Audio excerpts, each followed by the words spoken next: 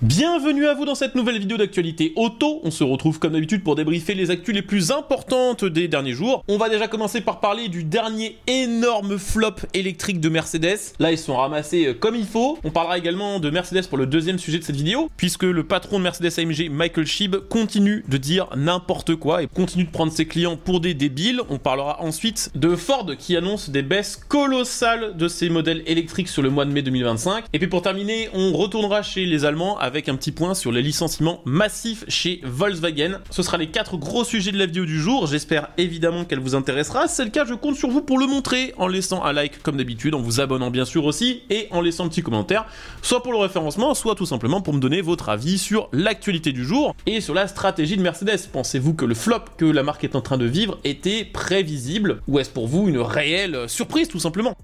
Je vous le disais, on va commencer par parler un petit peu du nouveau flop colossal électrique de chez Mercedes, le Classe G. Un flop qui est tellement colossal qu'il va pousser probablement Mercedes à rechanger encore sa stratégie sur le tout électrique. Le Mercedes Classe G, véritable icône du tout-terrain de luxe, a fait son entrée dans l'ère de l'électrique avec le G580 EQ, un modèle ambitieux équipé de 4 moteurs électriques. Il fait 587 chevaux, mais malgré ses performances impressionnantes et l'avantage fiscal lié à l'absence de malus écologique, puisque par exemple en France, la version thermique écope bien sûr d'un malus de 70 000 €, les ventes peinent à décoller. Il est affiché à 176 000 € en Europe, et d'après les données de Dataforce, il n'a séduit que 1450 clients. Alors pas 1450 sur le mois de mai, 1450 depuis le début. Donc à l'échelle européenne, c'est déjà un beau flop, mais sachez qu'à l'échelle mondiale, c'est bien pire, puisque dans d'autres régions du monde, par exemple en Chine, ne se sont vendus que 58 Classe G électriques sur le mois d'avril 2025. Alors effectivement, le marché chinois, il est compliqué pour les marques allemandes, puisque les locaux préfèrent acheter des voitures électriques locales qui sont tout simplement meilleures et moins chères. Mais 58, on est quand même sur un turbo flop que, pour l'instant, je pense Mercedes n'avait jamais subi. Et d'après d'autres sources, littéralement aucun exemplaire n'a été vendu aux États-Unis. Les chiffres parlent d'eux-mêmes, puisqu'il se vend actuellement 7 Classe G thermiques pour un seul modèle électrique. Selon un cadre de chez Mercedes, cité par le magazine allemand Handelsblatt, je cite, « La voiture est invendable en concession, c'est un échec total ». Un autre cadre de chez Mercedes ajoute que le modèle est trop niche avec une production très limitée et que, je cite encore, les clients veulent un vrai Classe G avec 6 ou 8 cylindres. Alors ce Classe G, il a plein de problèmes parce qu'en plus de ne répondre à aucune demande, et c'est ça probablement déjà la raison principale du flop de ce véhicule, c'est que, et on ne cessera de le répéter, on l'a répété déjà plein de fois, l'électrique haut de gamme, ça ne prend pas.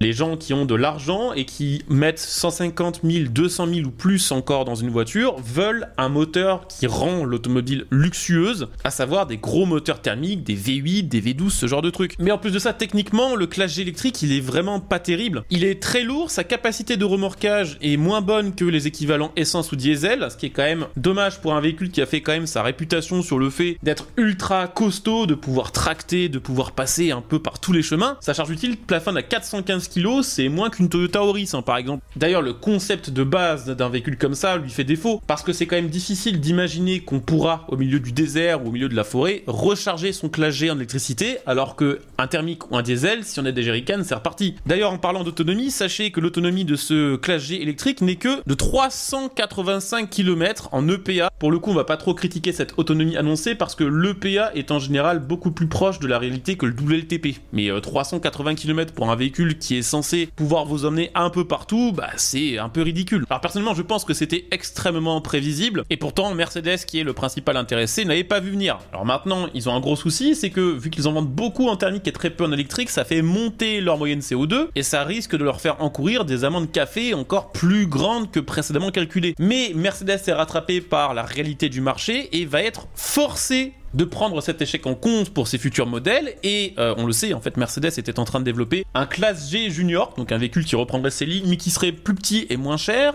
Mercedes devait le faire en 100% électrique, et d'après le magazine allemand, encore une fois Handelsblatt, face au camouflet qui a été le Classe G électrique, Mercedes est en train de se dire qu'elle va finalement lui mettre un moteur thermique. Heureusement pour eux, ils ont utilisé la plateforme MMA pour prévoir ce nouveau Classe G Junior, plateforme qui lui permet d'être équipé d'un moteur thermique ou d'un moteur électrique. C'est un châssis modulable, multi-énergie. Donc c'est un flop de plus au compteur de Mercedes en ce qui concerne la voiture électrique. Mercedes s'y arrive vraiment pas. Rappelez-vous des très mauvaises ventes de l'EQS ou encore du Mercedes EQE. À chaque fois, de toute façon, c'est un peu le même problème. Et ça a fait qu'en 2024, Mercedes a vendu 23% de voitures électriques en moins comparé à 2023. Ils sont trop à l'ouest côté demande et ça commence à se voir et à avoir un impact sur leurs chiffres.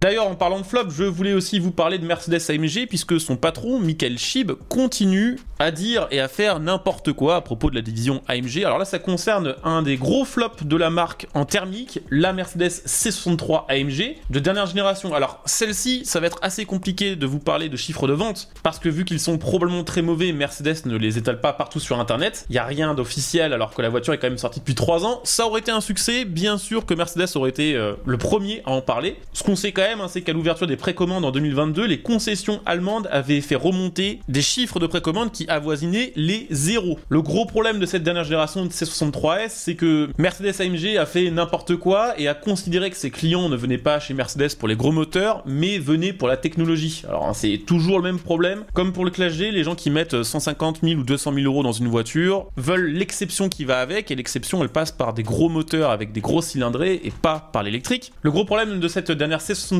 c'est que Mercedes a remplacé le V8 par un 4 cylindres 2 litres hybridé. Certes, il fait presque 700 chevaux, mais les puristes de la marque préfèrent avoir une voiture moins performante mais plus riche en sensations. Et à partir du moment où cette C63S a été constatée comme étant un flop du côté de chez Mercedes, Michael Schieb a commencé à dire n'importe quoi et à retourner sa veste à peu près tous les 4 matins. Et là, ses dernières déclarations en date, c'est que d'après lui, le problème c'est que les clients n'ont tout simplement pas compris la Mercedes C63S AMG. Il dit, je cite, nous avons fait un grand saut avec cette technologie, mais nous aurions dû mieux l'expliquer à nos vendeurs et à nos clients. Et après avoir expliqué que Mercedes perdait des clients du côté de chez AMG parce qu'elle proposait plus de V8, il a confirmé que la marque se dirigerait bel et bien vers un futur 100% électrique, tout en même temps remettant un V8 sur la prochaine CLE63 AMG. D'après lui, ce qu'il faut, c'est du temps pour que les clients comprennent la démarche de Mercedes AMG et un meilleur storytelling. Pendant ce temps, les clients donnent leur avis de la manière la plus efficace, tout simplement en n'en achetant pas. Alors on verra si la ligne stratégique de Mercedes AMG devient plus claire à l'avenir. Ce qui est sûr, c'est que tout comme Mercedes de base et tout comme la quasi-intégralité des marques européennes, elles n'écoutent plus leurs clients et proposent des véhicules qui sont à l'opposé de ce que les clients demandent. Donc forcément, ça finit par poser problème. On va également parler dans cette vidéo de Ford qui, elle aussi, fait un gros flop sur le marché de la voiture électrique puisque malgré des ventes globalement en hausse, par exemple aux États-Unis c'est une progression de 16% sur le mois de mai, ces ventes de voitures électriques ont reculé de 25% par rapport à mai 2024. Et ça c'est un réel problème pour Ford parce que sur cette période elle a multiplié les offres promotionnelles et elle a dans un même temps boosté les bonus pour ses vendeurs qui arrivaient à vendre le plus de voitures électriques. Évidemment ce qui a le mieux marché quand même côté électrique pour Ford, ça a été les SUV avec le Ford Mach-E qui est le seul modèle qui a réussi à progresser au niveau des ventes. Tout le reste est en baisse pour faire très simple. Même le Transit électrique qui est pourtant destiné aux professionnels ne s'est vendu par exemple qu'à 97 unités aux États-Unis sur cette période-là. Il s'agit du deuxième mois consécutif de forte baisse pour les véhicules électriques de Ford. En avril, les ventes de Ford électriques avaient déjà chuté de près de 40% et malheureusement ça risque de pas s'arranger puisque aux États-Unis, encore une fois, c'est vrai que Ford étant une marque américaine, on en parle beaucoup, elle va réaugmenter le prix de ses véhicules pour répercuter une partie des taxes imposées par Donald Trump sur la fabrication de ses véhicules au Mexique et au Canada. Donc ça va pas aider. Et pour terminer, on va parler un petit peu de Volkswagen. Vous le savez très probablement déjà, Volkswagen est dans la sauce, notamment en Allemagne, raison pour laquelle elle a déjà annoncé qu'elle allait supprimer 35 000 emplois d'ici 2030. Alors ça concerne pas que la marque Volkswagen, c'est tout le groupe Volkswagen. Eh bien, Volkswagen annonce une bonne nouvelle dans cette mauvaise nouvelle, c'est que déjà 20 000 salariés du groupe ont accepté de quitter volontairement l'entreprise. Alors Volkswagen n'a pas vraiment le choix d'avoir recours au départ volontaire puisque de toute façon elle s'est engagée auprès des syndicats qui sont très puissants en Allemagne, les syndicats de l'automobile et de l'industrie, à ne pas faire de licenciement à sec, c'est-à-dire qu'il n'y aura pas de licenciement sans dédommagement, mais surtout grâce à des départs volontaires, donc avec une belle prime pour partir, et des départs à la retraite anticipés négociés avec les syndicats. Une réduction des effectifs plus facilement acceptable. Volkswagen a dit, je cite, les premières mesures portent leurs fruits, nous avançons dans la bonne direction.